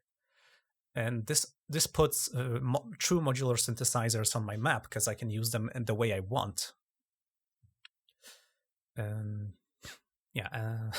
Both Vitalium and Cardinal, which is the name of the plugin. You can see we have Cardinal Synth in here. That's a pretty punny name, I must say. Both of these plugins were made by the same person. Vital was made by Matt Teitel, but a person who has compiled and modified and cleaned up the code of this Vital synthesizer to make Vitalium is FolkTX, and that's the same person as the same guy who's made Cardinal, is the same guy who's made Carla. And it's also the same guy who is managing Jack Audio Connection Kit, if you're familiar with that. He's the sole maintainer of Jack right now. He's just a superhero of open source audio. He's working on mod devices, or he used to be. Oh yeah, he's also worked for mod. I think I have a mod duo somewhere here. Oh yeah, it's somewhere. I'm not a guitarist, so I don't use it much, but he also made it so you can run Cardinal on Mod Duo, so you can make your modular Eurorack style patches on your computer and then send them to your Mod Duo. I yet have to try this out. And I think I'll finally find it used for this Mod Duo, because I'm not a guitarist, so I don't really use it that much. Okay, we've made this patch. I believe there is also... I think when you install Vitalium, you should be able to get a bunch of patches I made, but maybe... I'm not sure if they are packaged. I think we should figure out ways to get more presets. Maybe I'm going to just take a couple of days to just make presets for Vitalium and wavetables, because the one bad thing about Vitalium is that it comes without anything. It's just a tool. You need to make even your sine wave wavetable on your own, because it just doesn't come with anything. And you just have the white noise, because we have a sampler here. And you can load anything here, and Vital comes with a bunch of presets of different kinds of noise. Anyway, I've made videos about Vitalium. I want to give you a vertical slice, or of the whole software stack, so we can you can get leads what you want to research more. And I guess my YouTube channel may be a good resource if you are interested in exploring open source audio production. So we've made a little bit of a patch. Let's try and incorporate it here. What did we play here? G6.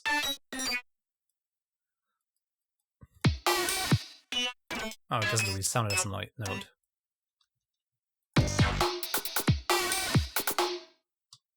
Funky.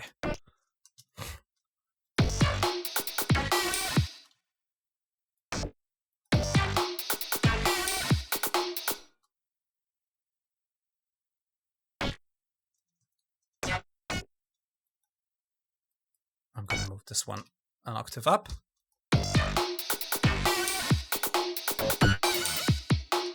Now we're going to copy this.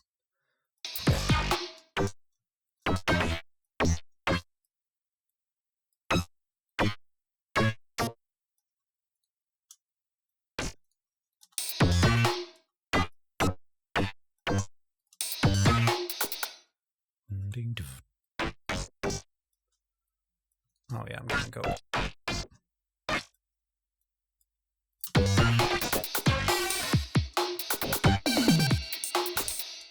I'm gonna just duplicate this, and let's make something else. Let's make another sound with Cardinal this time. Whoo, let's go. Cardinal. Cardinal is a plugin based on VCV Rack. VCV Rack is a software emulation of Eurorack system. And a lot of commercial plugins or modules that you can buy for VCV Rack have their physical counterparts, because companies sell physical modules and they also sell plugins versions of these modules.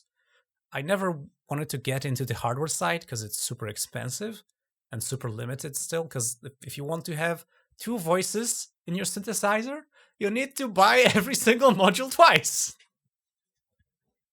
And you need twice as much power from your grid, and you need twice as much cables, and you need twice as much rack space.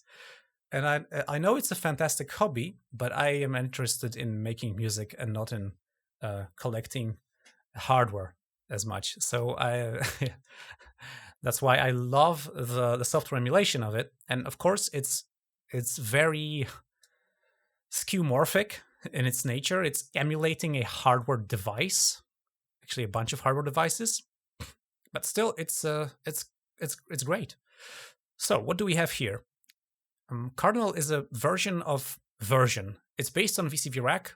What is different is that it comes with a bunch of modules that are prepackaged and you cannot add more. There is just a collection of modules, which is insanely large already, and there's only going to be more with new updates. So these are all the modules. There's also some cute modules like this little blank panel with a anime character, if you're into that kind of thing. And that's a character which is licensed under Creative Commons license. It's a special case. That's why it's there, I believe. FalkTX, the creator of Cake Studio, which is a project packaging open source software for various Linux distributions based on Debian, is, I believe, this he likes this character and he's using it in his project sometimes. So yeah, these are all the modules. I guess like I think it's a lot to do some cool stuff. Let's find an oscillator.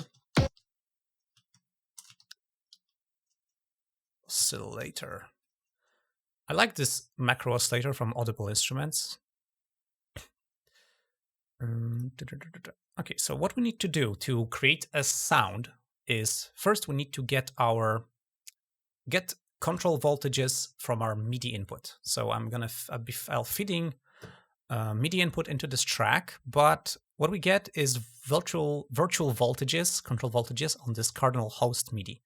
So volts per octave is going here, and this is communicating pitch. I believe if I play a high note, yeah, you can see there's a tiny light in here. If I play a low note, it's going darker. If I play a high note, it's going brighter. And if I go very low, it's going to go red. Because I believe C4 is the middle of the scale, and that's basically 0 volts. Yeah, so this is controlling our pitch. Now, if we just plug this in, we're going to hear a constant tone. We need an amplifier and an envelope generator to cut off the notes when we're not hitting any keys. So let's do that. Envelope. Actually, I could just type ADSR, because I'm going to probably, if I search for envelope, I'm going to probably find a bunch of super crazy advanced envelope generators. ADSR, and I just need very simple ones. Right, this one, Bog Audio ADSR. Great, this is perfect. Tiny. I don't know if this is 1U. if there's something like 1U in your rack, this is probably it. I can't imagine a plugin being, a module being smaller than this. All right, so this is the envelope generator. So if I give my gate input here, it's going to generate moving voltages that can drive an amplifier, amp, AMP, voltage controlled amplifier with 12 decibel gain. Maybe this? All right, so we have input. This is the signal we want to amplify. I'm going to take output of the macro oscillator, put it here. And now CV is control voltage. So this needs to take output from my envelope generator And now let's feed the output to our audio output, and indeed we have sound. It's just in one channel though. And this is because I must have pressed some key. Cardinal is smart enough that if you plug something in just in the left output channel, it's going to duplicate it to the right channel so you have mono. It would be very annoying if it didn't do that, so I'm really glad it does it. If I plug it into the right channel, it's gonna be just in the right ear. And because while making a patch, we're probably going to be rerouting these cables a lot, having this simple function is very cool. We can also, this is Cardinal Synth, so this is a version of the plugin. If I go to the plugin manager, Cardinal, there is a bunch of plugins. There is also Cardinal FX, and this is a version that takes two audio inputs, two channels of audio input, so we can use that as an effect to process something else, like our voice or guitar. So we can make a guitar pedal with these modules and have it all encapsulated in a nice plugin. There's also, I believe, I don't know why I don't see that, but there's also a Cardinal. Yeah, I don't know why it doesn't show here, but there's also a general Cardinal plugin that has, I believe, whoa, sorry, hit the microphone.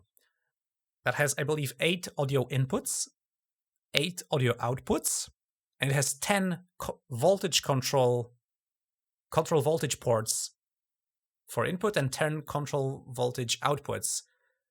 And also it has MIDI input and output. So it's like crazy. You can do crazy things with it. I guess you can produce an entire track with just this thing. So now we've produced a simple saw wave synthesizer. I'm going to turn down the attack or the release a bit. It would be nice to plug in a filter to this. So let's find a filter. No. There is some problem with Ardour that when I type, some keystrokes are being captured by Ardour, and some keystrokes are not. And there is a function that should make Ardour ignore all the keystrokes and push them through to the plugin, but it doesn't really work very well. There's some bug with this. Liquid filter. Let's try that. Okay, let's get our... We can apply the filter. The great power of modular synthesis like that is that you can decide about everything. For example, standard synthesizer layout will put the filter before the final amplifier, so that if you have a resonant peak or a self-oscillating filter, it's going to be cut off with the glob of the main amplifier envelope. But here we can change that. We can apply the filter after the amplifier, and let's do that. So I'm going to push the output of our VCA, voltage controlled amplifier, into the input, audio input. I'm going to push the... Where's the output? Oh, there's multiple outputs. Okay, there's bandpass output, low-pass filter. Okay, I'm going to use the 2-pole filter, so 12 decibels per octave, because that's a bit more musical. Now, frequency. And resonance. There's also a FM. And I believe we can deliver another oscillator output that will drive this thing for us. So, audio rate modulation of filter cutoff is something really cool that can produce very interesting sounds. And not many synthesizers can do this. Odin II can, but Vitalium cannot. I believe, it can do a lot, but audio rate modulation is not going to work. There's going to be some loss with that involved with that. Okay, we have 10 more minutes till the official part is over, and I want to make a simple patch and make something useful so we have a complete musical loop.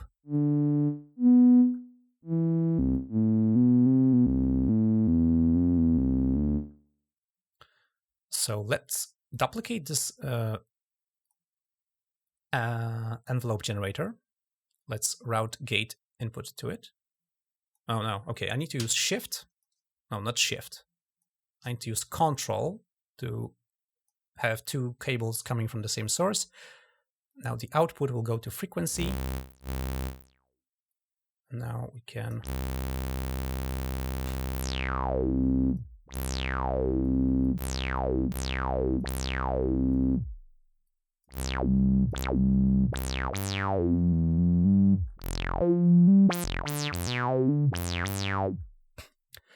all right, that's a very simple patch. I said that the module set is static. It's you can't add new modules, and that's true.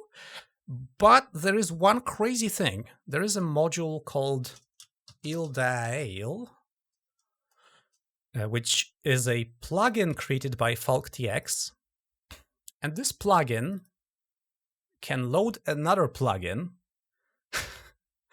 We can even load Cardinal inside Cardinal.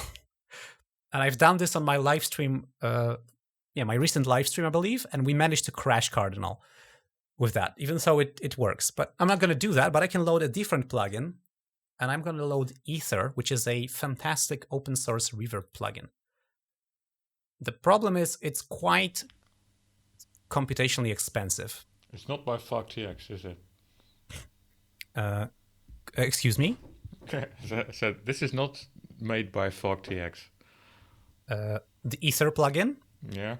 No, Ether is made. It seems like he's everywhere. Yes, he is. No, Ether is someone else's work. So yeah, now we can patch our sound into Ether.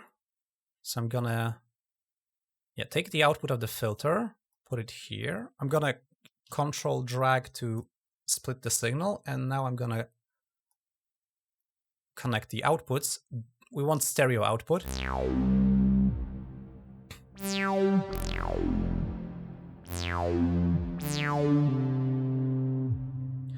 Ether is very cool because you can use random seeds for different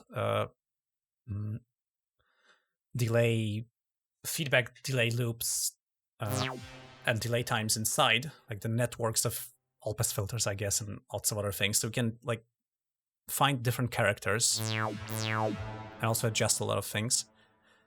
I'm not gonna play too much with it because I just want to have a nice lush.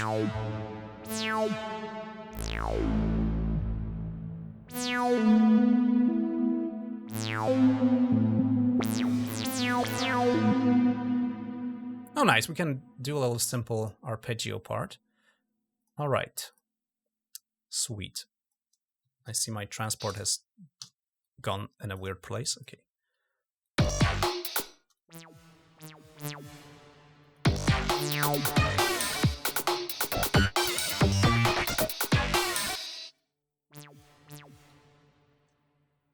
Let's see.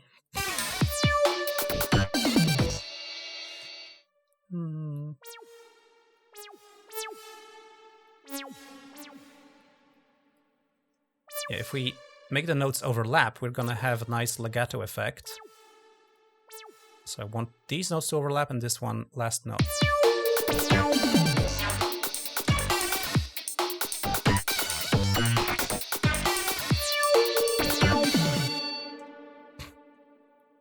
Okay, this is a little loop.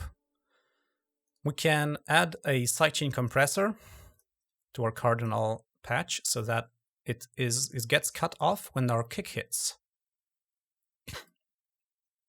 I'm doing this very quickly now because we don't have much time. I have videos covering all of that, like how to do sidechain compression, etc.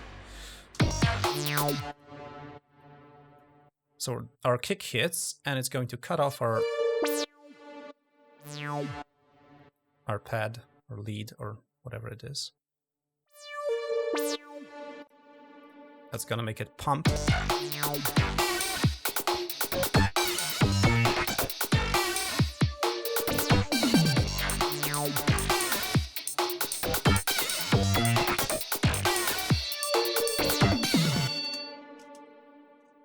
Okay, this is our loop. Do you have any questions?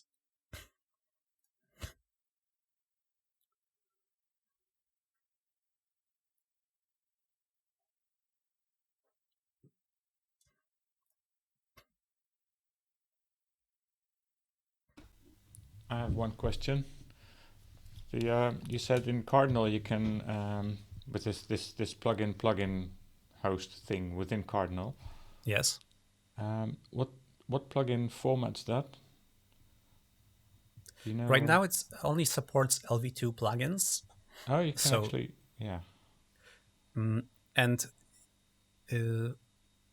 one big use case for this plugin is that the plugin is available in VST3 and AU formats, I believe. And FalkTX, the author, has already tested that using it, you can load LV2 plugins in various DAWs that don't support LV2 format, like Cubase and Pro Tools. No, Pro Tools doesn't support anything. Logic, I believe, and some other ones. Yeah. Wow. It's the one limitation is you cannot do any automation because it doesn't expose the automatable parameters for now. Like, we have all the parameters here, but for example, in Cardinal, there is no way for me to have anything else affect the parameters. So the settings are static for now. I hope this can be addressed in the future, and there could be a bunch of little control inputs that I can route to different parameters. I think that would be awesome. So of course that wouldn't work as audio rate modulation because these controls would have to be converted into just plugin controls, which don't have as much time resolution as audio or control voltage ports, but still it would allow for some LFO operations, etc. In Ardour, I can automate all the parameters of a plugin like Ether. So automating reverb parameters sometimes results in clicks because if it has to recompute the delay patterns, that's not intended for real-time manipulations. So that I can change the feedback factors to make the reverb suddenly become short, but I can't really change the character so much. There are so many awesome plugins I have not talked about, and I can't even show off because there's just not enough time. So if you are interested in learning more, please find me on YouTube. Here is a link to my personal website. You can find all the links to my videos there. And also links to my community chat where there is a community of open source audio enthusiasts, other people making software, making music with the software. There's a couple hundred people there, I think. And and there's also friendly challenges going on where we have a theme. This is I didn't organize it, just guys in my community said, hey, let's make a monthly challenge and just give a topic, have people try out different open source software.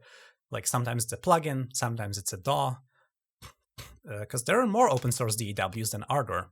Ardour is something I know and can use best, but there are other ones that there's a developing DAW called the Z-Rhythm, which is more focused on electronic music production and MIDI and automation, because Ardour's MIDI unfortunately is a little bit lacking.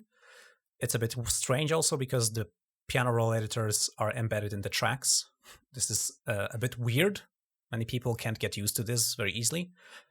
I made a 2-hour masterclass just about MIDI in Ardour, covering 99% of functionality, and it really took 2 hours of highly scripted video. I was working for half a year on this video, from research, scripting, recording, and editing, and I'm really happy that I did it because a lot of people use that and they say oh, I didn't know you can do this kind of stuff in Ardour at all. it is problematic. There are some bugs. I am complaining about some issues like disappearing MIDI regions or some other stuff. Like there are timing issues where sometimes your notes are misaligned and you want to snap and it's not in the grid, and it's like, yeah. But this is version 6.9 of Ardour, and we are all waiting for 7.0, which is in alpha. And they have pretty much ripped out the whole time core and rewritten it, so the internal time handling will be completely new. So I hope that this will fix most of the pretty much unfixable problems with MIDI manipulation in Ardour 6 and previous versions. But there's going to be a bunch of new bugs. But well, there's always stuff to look forward to. There's a question in the chat. Yes. Let me see. Yeah. Marcin asks, does Linux work much better for real-time audio input processing as opposed to Windows?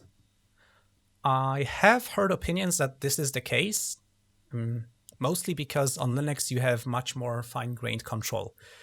You can run a different kernel that will give you better performance for this case, and there are multiple different sets of patches that people apply to the Linux kernel to tweak various things. I am right now using Arch Linux, by the way.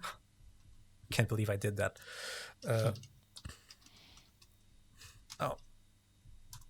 And it is, I'm using the stock kernel.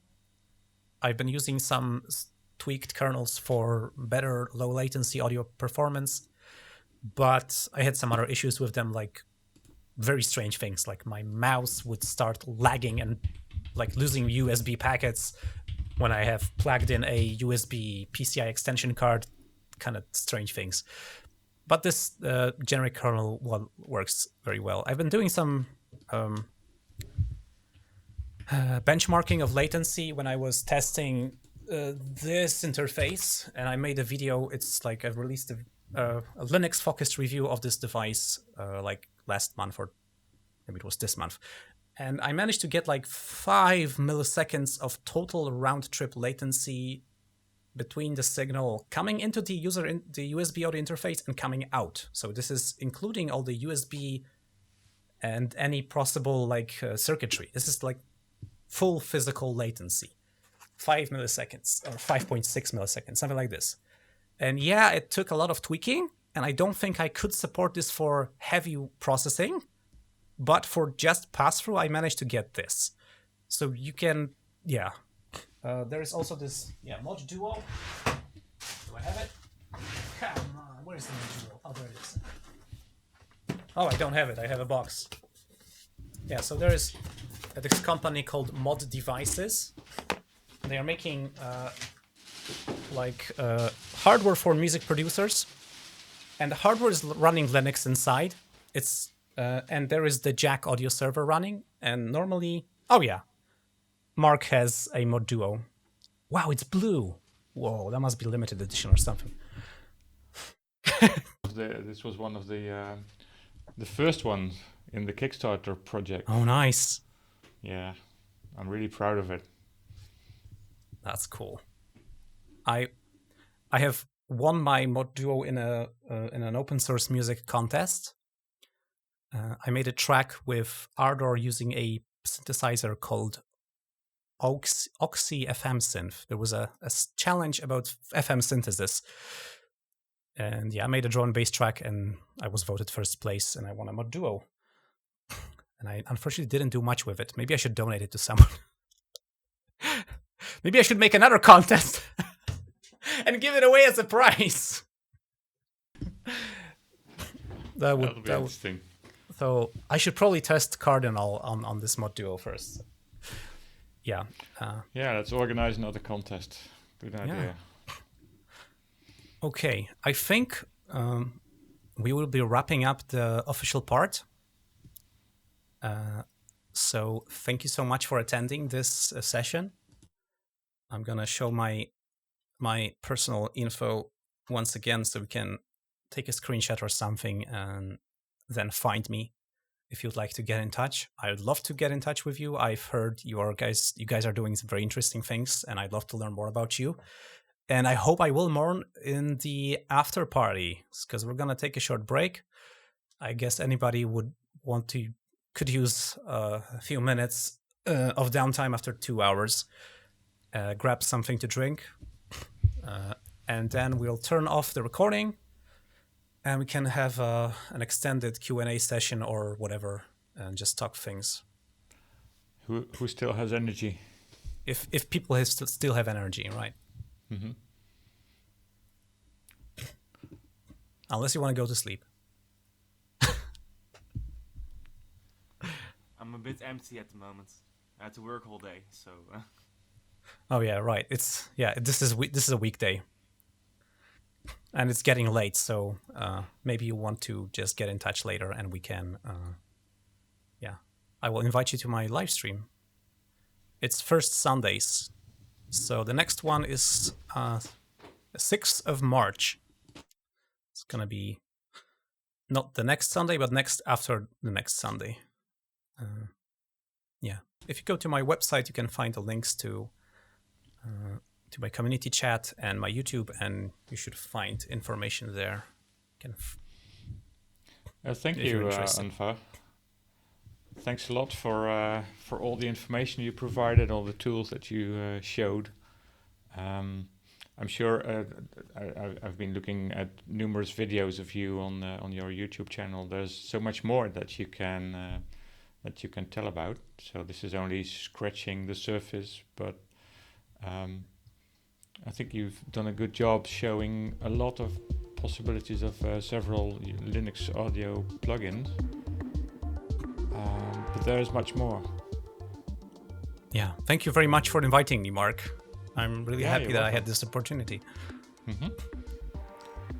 Yeah, I really enjoyed the support, the promotion of Libre software. So you are one of the people who really promotes that in a very good way. I even make t-shirts. Oh yeah, I should have put on my t-shirt. That's a missed opportunity. Since I'm also a graphic designer, I work on this front as well. I had a t-shirt that says, "Please wait, synthesizing GNU bass," but it was black and the background is black, so I picked a different t-shirt. But yeah, the t-shirts are also open source. You can print your own copy if you want. The files are on GitHub. Excellent. All right. Well, I think we're gonna have to invite you someday to Utrecht. Yeah, sure. I have a friend in the Netherlands, so. Okay. Yeah. I'd love to. I'd love to visit you sometime. Yeah, I don't remember if I was in Utrecht. I wasn't there, and I believe I was in. Yeah, I was in a few places. Can't remember the names, so it was a few years back. Well, I'll like the Netherlands. And make more music. Oh, I will. I'll make more videos.